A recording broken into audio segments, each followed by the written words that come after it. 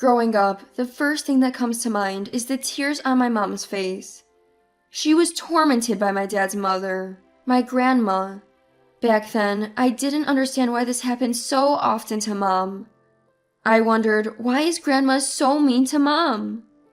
When Grandma passed away, I was relieved.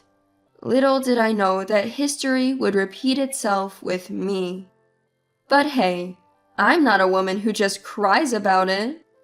I'm Chloe, a 37-year-old working at a mid-sized company. I've been dating Daniel, a coworker who's 2 years younger, for 2 years. Soon after he proposed, we discovered I was pregnant. We were overjoyed, as we had almost given up on the idea of having kids. Daniel was thrilled too. We decided to postpone the wedding and just get legally married for now. But things changed.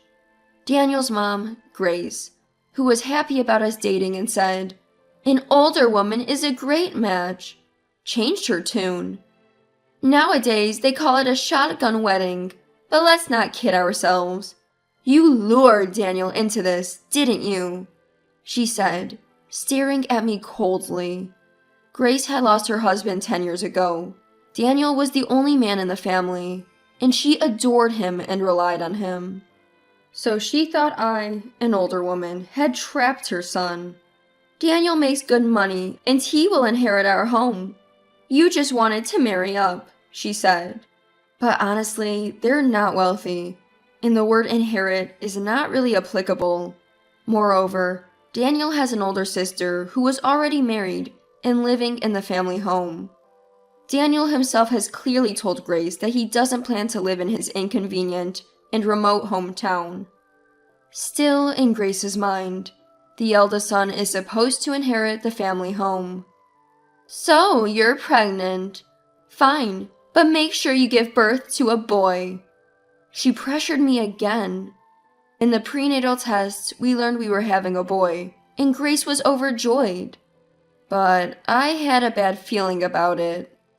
Then, at 4 months, we discovered they were fraternal twins. One of each, a boy and a girl. This intensified my fears that Grace would favor one over the other. Perhaps due to all the stress, I was warned of an elevated risk for a miscarriage and was admitted to the hospital at 7 months. That's when Grace chimed in again. People these days are so weak. I had my share of difficulties during my pregnancy, but I never ended up in the hospital, she told my husband, who visited me every day after work, accusing me of being a useless wife. To make matters worse, she even began to doubt that the children were Daniel's. "You're 37 and pregnant. That's odd enough. Plus, you're at risk for a miscarriage. Those can't be Daniel's kids." She harassed me with her twisted logic. Even after the obstetrician explained that pregnancies and deliveries involving twins inherently come with more risks, Grace remained unconvinced. Eventually, I had a C-section to deliver the twins. And yes, Grace had something to say about that too.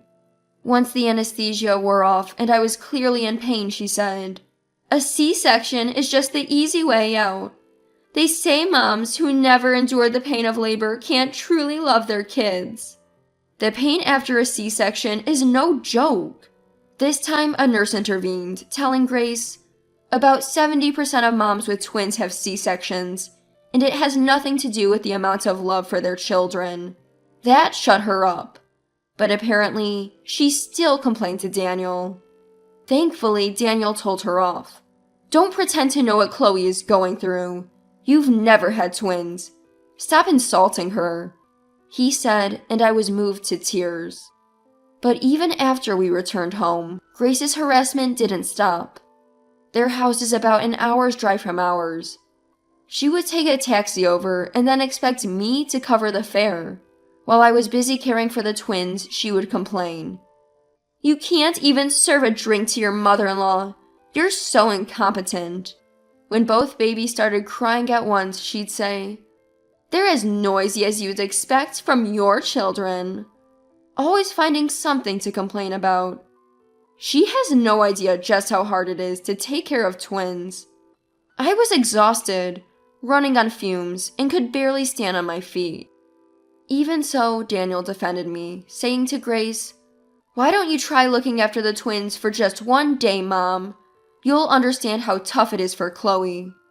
Back then, I had quit my job when I got pregnant, so I didn't know the details, but apparently the company where Daniel and I worked got acquired by another firm. Daniel's department was eliminated, and he was transferred to an area he had no experience in. His salary dropped, and the new company didn't approve of overtime, so he was earning only about 2/3 of what he used to make. What's more, he brought work home because he couldn't finish it during office hours and would work late into the night. Despite all this, he bathed the twins, changed their diapers, and even folded the laundry. He was the epitome of an involved dad. That's why he understood how hard it was to care for two kids at the same time. Whenever Grace was at our house, he would always keep an eye on her to make sure she didn't give me a hard time. I was truly grateful. 3 years later, I decided to go back to work. Diapers, clothes, and meals for the twins were more expensive than we thought, and living on just Daniel's salary became quite a struggle. We took the twins to separate preschools. One was dropped off by me, and the other by Daniel, and I picked them up. I explained the situation to my company, and they let me leave an hour early. We were making it work. Grace had offered to pick up and drop off our son Andrew, but we declined. She had been showing favoritism toward Andrew ever since he was born, so we wanted to keep her away as much as possible. But there was no way to prevent her from showing up on weekends, taking a taxi to our house. She would arrive carrying bags full of toys, clothes, and treats for Andrew. When I tried to say, "Grace, it's nice that you buy things for Andrew, but please don't neglect our daughter Sophia," she would just ignore me and say, "Sophia looks just like you. She's not cute at all." The kids began to notice the difference in how Grace treated them. Andrew became clingy to Grace, while Sophia started hiding whenever she saw Grace. Once, Grace even took Andrew back to her house when Daniel and I weren't looking.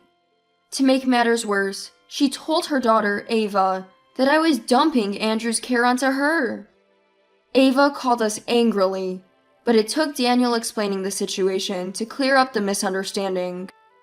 But now Ava was upset, thinking Grace valued Daniel's family more because they had a son.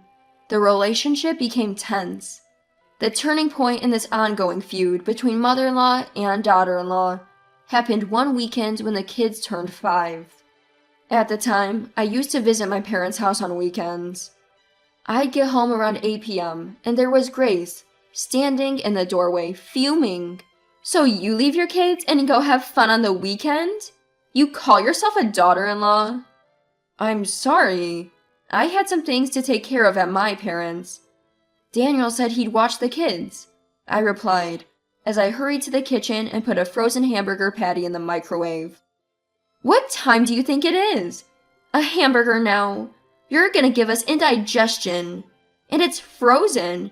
Could you be any lazier?" Grace yelled. "Actually, it's a homemade hamburger I'd frozen last Sunday. It's filled with veggies and just a little meat, so it's easy on the stomach. It's safe to eat at night." When I explained this, Grace hesitated for a moment, but then said, "Still, you're the wife. You should be able to serve fresh cooked meals to your husband. This is all happening because you're working." But we still can't make ends meet.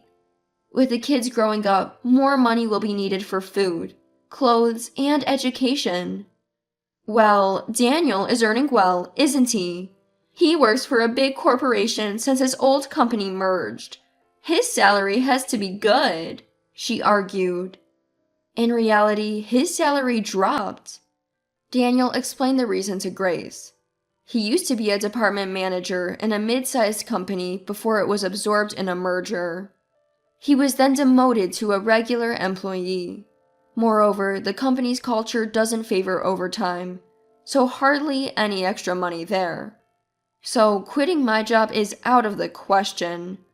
We can't save anything for the kids on Daniel's salary alone. Grace was still not convinced. Chloe, you got another job recently, right? It's not been many years, so it's practically a part-time gig. Quit that job, she insisted. Actually, Chloe makes twice as much as I do, Daniel revealed. Grace was stunned. What? That can't be. Still skeptical, Grace finally heard the truth from me. While I make less money at my full-time office job than Daniel, I supplement our income on weekends. I upload videos to a particular site, all from my parents' home computer. The videos are all about raising twins. In them, I share the struggles and strategies of raising our 2 kids, recommend toys and foods, and even talk about fashion choices.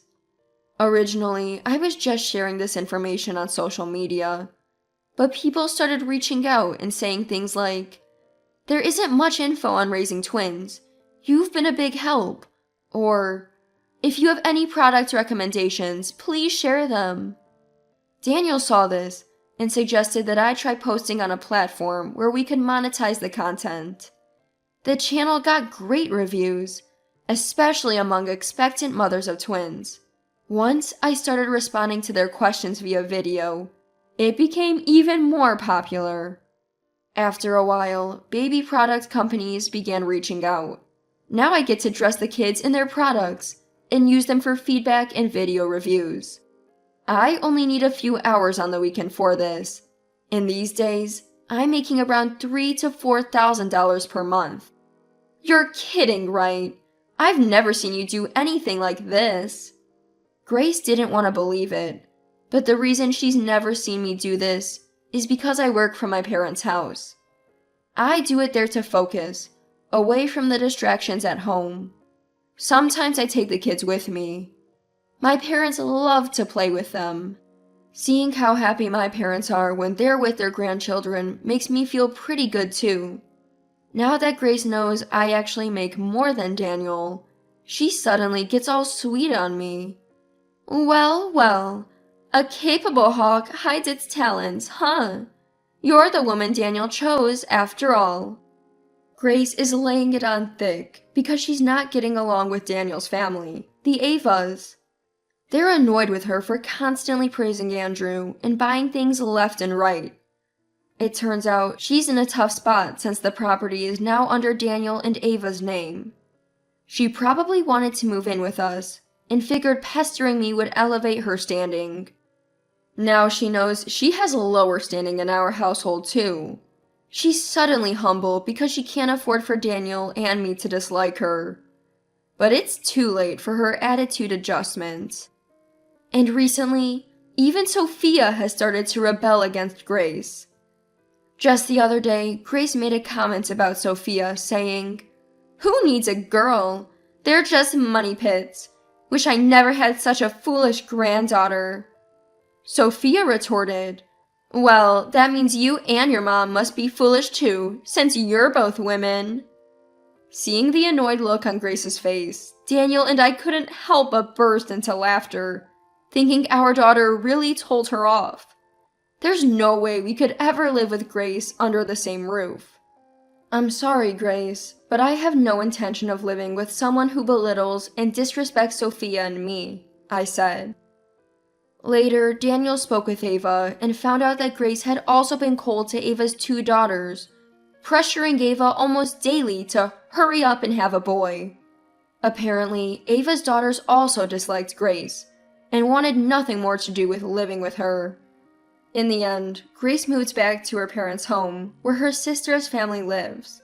But with her attitude, it seems she's disliked by everyone in that household. Ava told us she's been getting daily complaint calls from Grace, who pleaded to live together again. Eventually, Ava blocked her number. Poor Grace. As for us, we decided to move to my parents' home before our kids start elementary school.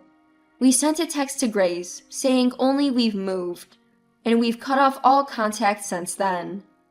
Now, including my parents, our family of 6 enjoys a lively life every day. Daniel and I are discussing continuing our video streams for a while longer and saving money to renovate our house.